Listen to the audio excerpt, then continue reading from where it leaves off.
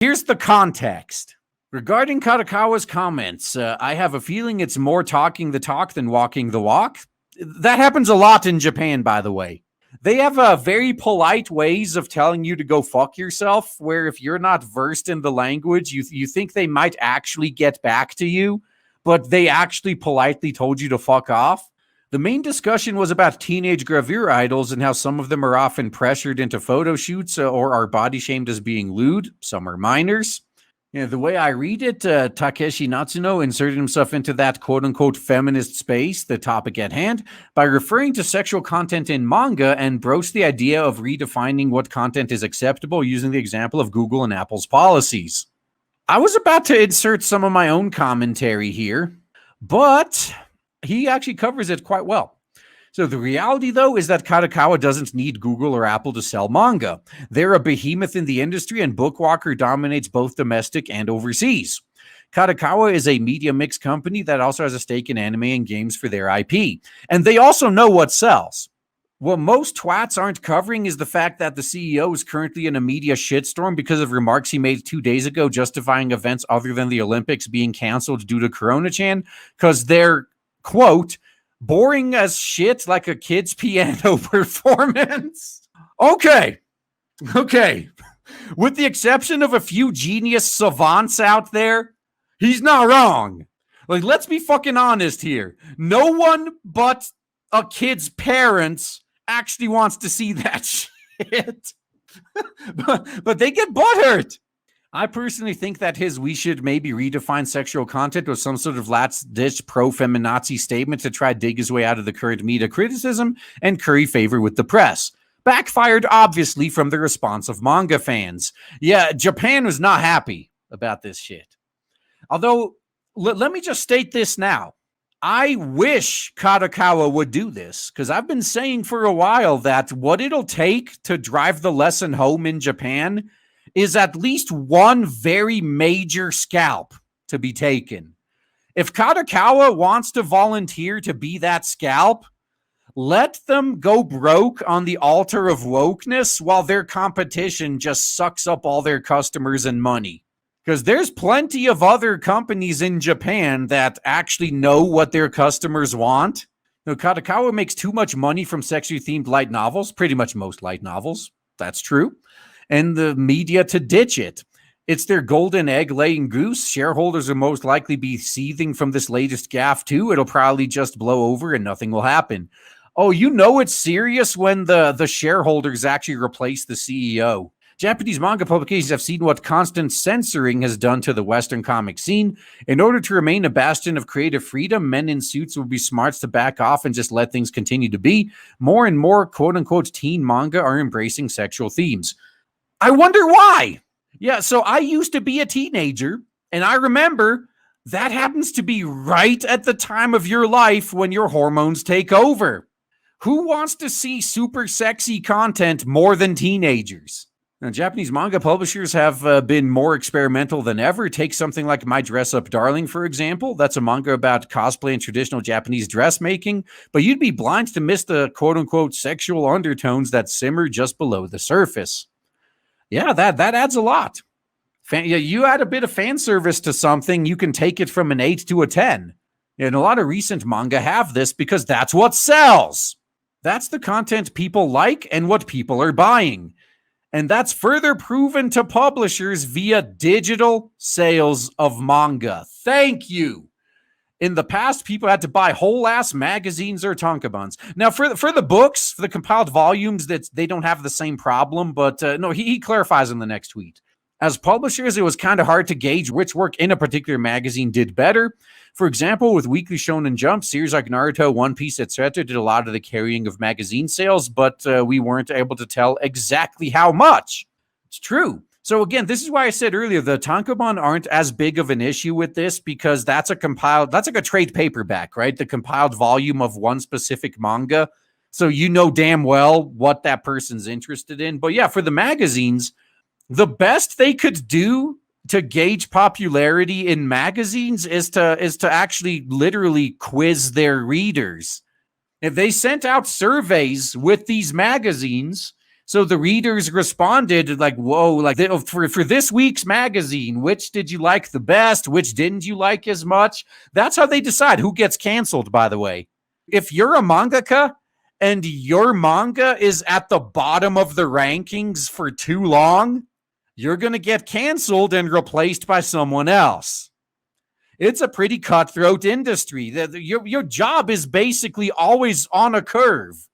You could be in the top like 1% of manga nationwide, but if you're at the bottom of this magazine, they're going to replace you with somebody else. Now, luckily, if your stuff's actually popular, you'll probably be moved to a different magazine. That's usually what happens. But either way, that's a bit off topic. The point is, when it comes to these giant magazines, yeah, you got a magazine with 30 different weekly manga in it. Obviously, like 2 or 3 of the big hitters are going to carry it for everybody else. And now that they're selling things individually, especially digitally, you could see exactly how much, and you can see how little interest there was in some of the lower properties.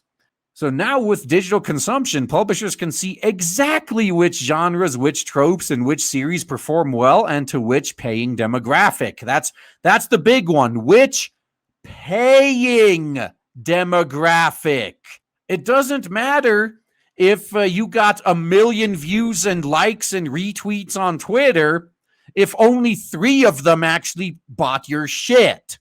All that matters is the paying customer. Now, this recent trend in a lot of works embracing lewdness isn't an accident. It comes from all the data of preferences.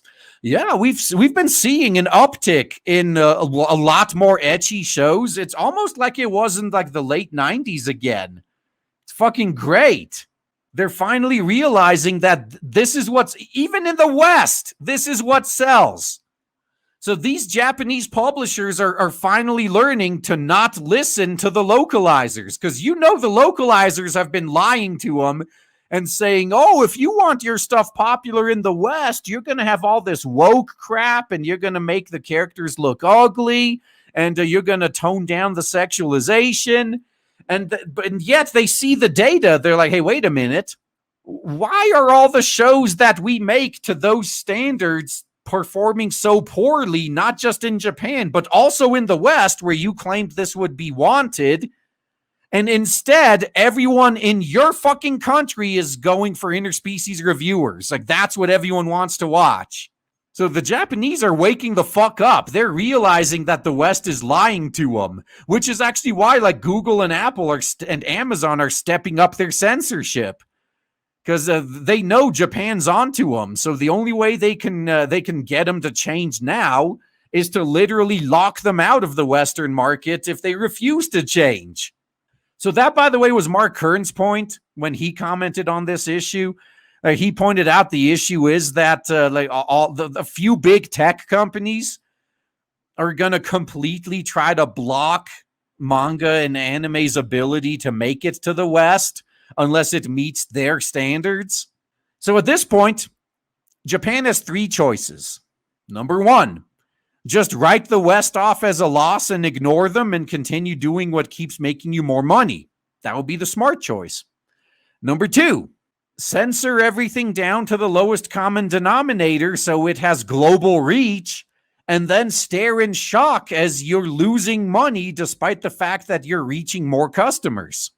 You know, who could have guessed that people don't want lowest common denominator crap, huh?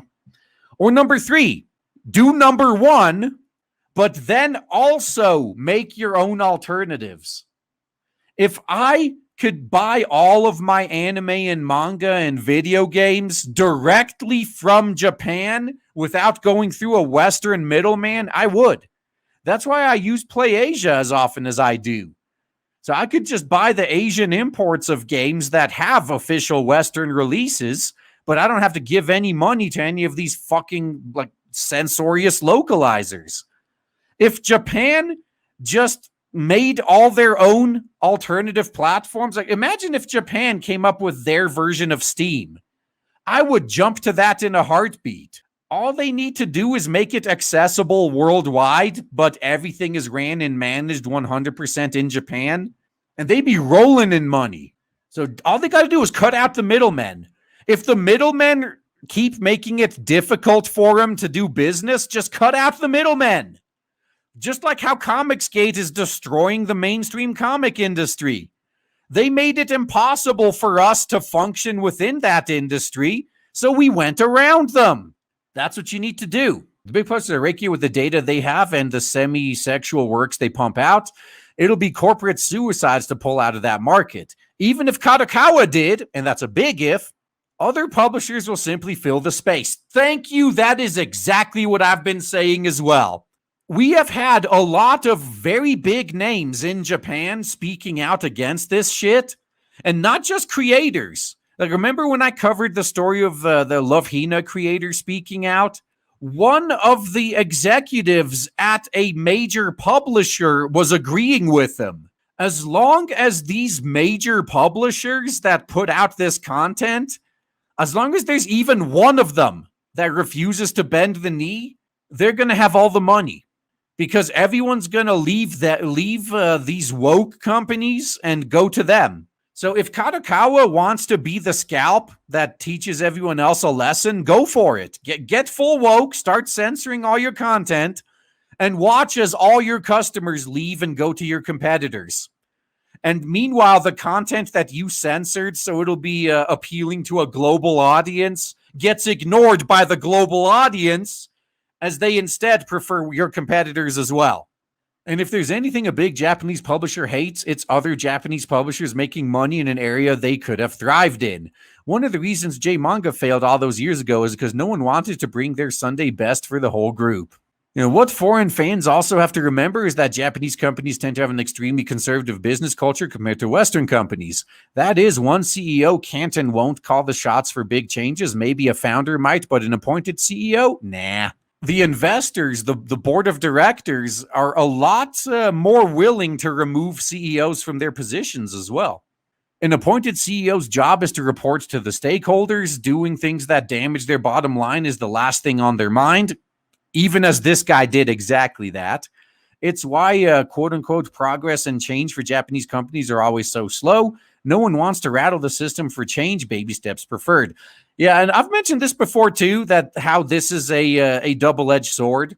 Like, for example, when we're in an era where woke parasites are destroying everything, it's a godsend how slow Japan is to adapt. But then, was just like a few decades ago, it was the opposite. How Japan was actually falling behind, and America was advancing in leaps and bounds because Japan refused to change. So while things are going great, when the rest of the world is onto a good idea, Japan is always really slow to catch up. Look at Nintendo, for example, and online play, and how long that takes them, and how far behind they already still are. But that's a godsend when the rest of the world's on the wrong path. When the rest of the world is falling off a cliff and Japan refuses to move, that's for the best. Kadokawa will continue to grow their presence in anime, live action, and gaming space via their existing IP. All those forms of media don't rely on Google or Apple at all. Kadokawa already has platforms they can sell those at. Just go around Google and Apple. If they want to be gatekeepers, that's how we treat gatekeepers around here. If someone wants to gatekeep, you go around them. It's like, oh, fine, you can stay there with your gate then. I'm just not going to use it. While his comments might sound scary at first, I don't think it's a reason to panic like some are. I agree. Now, we definitely should be paying attention because we don't want to end up in one of those scenarios where we trick ourselves into believing that Japan is untouchable. And then next thing you know, they fall into wokeness like everyone else. We definitely have to remain vigilant, but don't act like the sky is falling every little fucking thing. And with two big gaffes back to back, the stakeholders will keep the CEO in check, and he'll be quiet until everyone forgets about it. Now, if we're lucky, they're going to make an example of him and vote him out.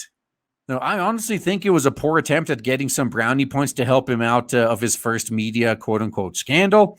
Anyway, we'll see what happens, but I have a feeling things won't be changing much. After all, sex sells. Yeah, and to end this off, to beat this dead horse again, even if Kadokawa did this, even if they went full woke, their competitors will just be seeing yen signs in their eyes. Like, ooh, look at all these customers Kadokawa is driving our way. And the problem will correct itself. Oh man, I am so excited to tell you guys right now that finally, after about a year of build-up and shilling, we have launched Blade Devil on Indiegogo, and so far it is doing so well thanks to awesome people like you. If you haven't backed it yet, then please check the links in the description and check out Blade Devil on Indiegogo. You will not be disappointed. Looking forward to seeing you there.